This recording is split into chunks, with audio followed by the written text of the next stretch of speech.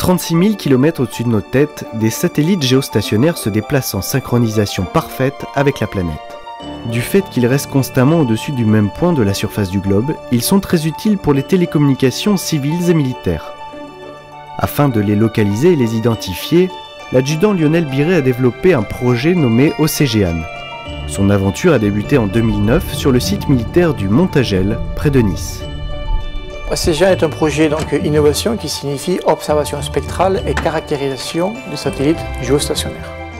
Le projet est né par le fait qu'au niveau de la division surveillance de l'espace, unité à laquelle j'appartiens, on dispose d'un système qui s'appelle GRAV, le Grand Radar Adapté à la Veille Spatiale. Ce système permet d'identifier et d'orbitographier les satellites dits en LEO ou en basse altitude, mais n'a pas la capacité d'aller voir au-delà des 1000 km. Donc Océgiane est né justement pour rajouter une compétence supplémentaire.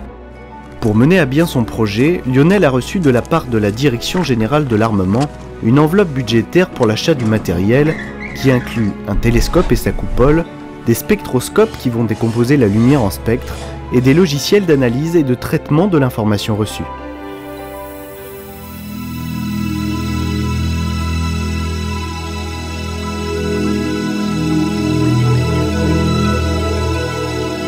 Océgiane a trois objectifs. La première, faire du spectre. Alors la difficulté d'observer les satellites géostationnaires vient du fait qu'en fait on ne peut pas les caractériser, on ne peut pas trouver une forme. Ils sont trop loin et au niveau optique on ne verrait qu'un point. Donc il fallait trouver une autre méthode qui permette d'identifier et de caractériser ces satellites. Donc la méthode c'est la spectroscopie. On va utiliser le signal réfléchi par le satellite qui vient du Soleil. De ce spectre, on va déterminer ce qu'on appelle une photométrie, donc une quantité de lumière. Et de cette quantité de lumière réfléchie, on va pouvoir en déterminer une surface. C'est très intéressant pour nous justement de connaître la surface, puisqu'à partir de ce moment-là, on pourrait connaître à peu près le dimensionnement approximatif de notre objet. Le deuxième objectif, c'est de faire du catalogage. Donc on va prendre plusieurs spectres et on va pouvoir déterminer des familles.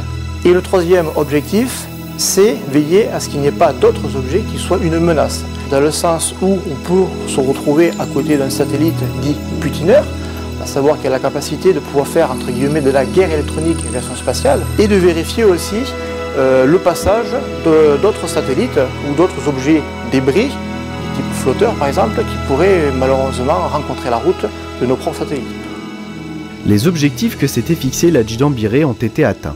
La spectroscopie et la photométrie ont démontré que les satellites possédaient leur propre signature spectrale et qu'il était donc possible de connaître leur dimensionnement avec une marge d'erreur d'environ 2 mètres carrés à une distance de 36 000 km. De ce fait, un catalogage précis de chaque satellite en fonction de son origine industrielle a pu être établi. Enfin, Lionel a pu photographier et identifier un débris évoluant à proximité d'un satellite Astra. C'est donc mission réussie pour Océgiane, qui n'attend plus que la validation des autorités militaires pour passer du stade expérimental à une exploitation opérationnelle dans le domaine de la défense.